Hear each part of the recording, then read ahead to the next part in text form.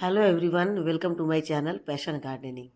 दोस्तों, आपके सामने ये जो फूल दिख रहा है और आपने जो थंबनेल में देखा कि मेरे गार्डन के कुछ यूनिक फ्लावर, तो उसमें से एक फ्लावर ये है जो कि बिल्कुल ही यूनिक है और कितना बिल्कुल ये एक घंटी की तरह, बेल की तरह लटका हुआ है।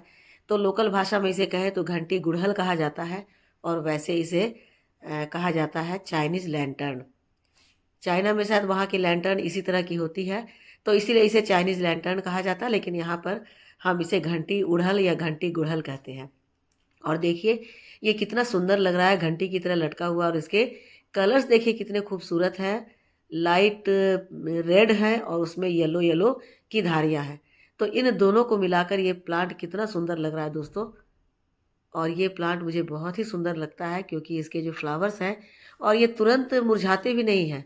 जैसे बाकी आप सारे जितने भी हिबिस्कस आपके हैं, गुड़हल हैं, आज खिले तो शाम तक मुरझा जाते हैं, लेकिन ये 2-3 दिन तक रह जाते हैं। और देखिए इसमें कितनी सारी कलियां बनी हुई हैं। छोटा सा ही प्लांट है लेकिन उसमें इतनी सारी कली बनी हुई है इसमें, और धीरे धीरे करके सारी कलियां खिल रही हैं। और खिलने के बाद ये 2 दिन तक तो लगातार रह ही जाते हैं, तीसरे दिन ये मुरझाते हैं। तो ये बड़े ही सुंदर लगते हैं। तो ये मेरे गार्डन में खिले हुए हैं, तो मुझे लगा कि आप लोगों के साथ शेयर करना चाहिए। आप भी देखिए कि इस तरह के इस फ्लावर्स को क्या कहते हैं और ये इसकी ब्यूटी कितनी अधिक। ये बहुत ही खूबसूरत लगते हैं, पौधे पर लटके हुए बिल्कुल घंटी की तरह। तो इस वीडियो में मैं आप लोगों को ऐसे 2-3 फ्लावर्स दिखाऊंगी जो कि बिल्कुल यूनिक लगते हैं और हर जगह नहीं पाए जाते हैं। सिंपल हिबिस्कस तो हर किसी के घर में पाया जाता है, चाहे वो देसी हो या हाइब्रिड हो। लेकिन इस तरह के जो गुड़हल होते हैं वो जल्दी ना तो नर्सरी में दिखते हैं और ना ही किसी के घर जल्दी पाए जाते हैं। वैसे बड़ी ही आसानी से कटिंग से प्रोपोगेट हो जाते हैं। आप चाहें तो इनकी कटिंग आराम से लगा सकते हैं। और इसे मैंने कटिंग से ही लगाया है और मैं इसे खरीद कर नहीं लाई हूँ नर्सरी से, बल्कि मुझे किसी ने ये मुझे दिया है ला करके। उनके घर में लगा हुआ था तो उन्होंने एक कटिंग मुझे दी थी। और देखिए अब दूसरी जो मैं आप लोगों को यूनिक फ्लावर दिखाना चाहती हूँ वो ये है, बिल्कुल लाल मैरून कलर के पत्तों वाला ये क्रेनबेरी का पौधा। इसे भिंडी गुड़हल कहते हैं क्योंकि भिंडी के पत्तों के जैसे इसके पत्ते होते लोकल भाषा में, और वैसे इसे क्रेनबेरी कहते हैं, क्रेनबेरी फ्लावर्स। तो ये देखिए इनके पत्ते कितने खूबसूरत हैं। यदि इसमें फ्लावर ना भी खिला हो तो ये अपने पत्तों के कलर के कारण ही इतने खूबसूरत दिखलाई देते हैं। और देखिए इनके हर नोड पर एक कली निकली हुई है, हर नोड पर एक कली निकली हुई है। और नीचे में आपको मैं दिखलाती हूँ कि हर नोड पर एक एक स्टेम भी निकली हुई है और हर स्टेम में कई सारी कली बनी हुई है।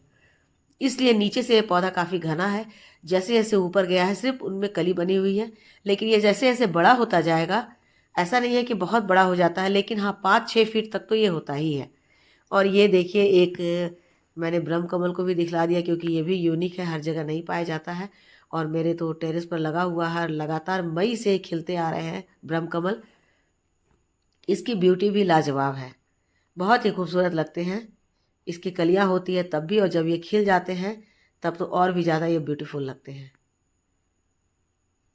तो कुछ यूनिक प्लांट मैं आप लोगों को दिखला रही हूँ।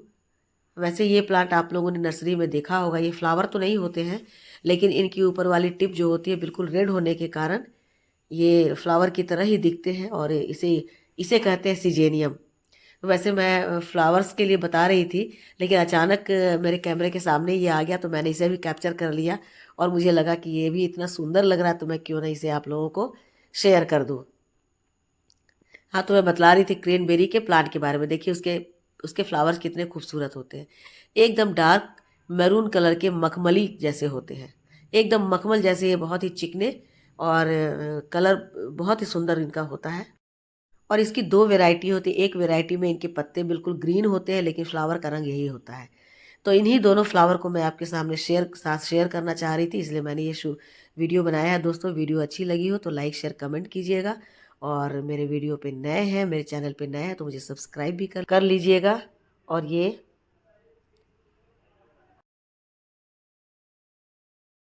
दोनों पौधे बहुत ही ज़्यादा इजी ग्रोइंग होते हैं। आप इन्हें लगा लीजिएगा तो इनमें बहुत ज़्यादा देखभाल की ज़रूरत नहीं है। बस मैंने जब इन्हें लगाया था तो जिस तरह से मैं बाकी पौधों के लिए मिट्टी बनाती हूँ, उसी तरह की सॉइल बना करके मैंने इन्हें लगाया था। और उसके बाद मैंने इसमें कोई भी फर्टिलाइज़र नहीं दिया है, लेकिन देखिए इनके फ्लावर कितने अच्छे खिले हुए हैं। और ये जो क्रेनबेरी का पौधा है ये शाम के समय में बिल्कुल वो मुरझा जाता है। ये दिन भर ही रहता है, जैसे धूप खत्म होती है ये बिल्कुल मुरझा जाता है और तुरंत ही स्पेंड हो जाता है। ये तो खिले हुए जो मैंने सुबह में शूट किया था, और ये देखिए शाम का समय है जब ये बिल्कुल मुरझा गए हैं, तो बस एक दिन ही ये रह पाते हैं। के अंत में आप लोगों को यह भी दिखला दूं कि किस तरह से शाम होती है मुरझा जाते हैं। मैं चाहती थी कि किस तरह से इसके हर नोड पर ब्रांच निकले हुए हैं और हर ब्रांच में कितने सारे इसमें फ्लावर बड बने हुए हैं। तो ये प्लांट भी बहुत अच्छा है दोस्तों, आप चाहें तो कहीं से भी इसे अरेंज कर सकते हैं, नर्सरी से भी ला सकते हैं न। पता नहीं, मैं तो नर्सरी में आज तक देखी नहीं हूँ, मुझे मेरे किसी जान पहचान वाले ने दिया था। तो आपको भी कहीं से मिल जाता है तो ज़रूर लगाएं, क्योंकि ये आपके गार्डन में चार चांद लगा देगा। ओके दोस्तों, बाय बाय। अब मैं बाय बाय बोल रही हूँ। Thank you for watching.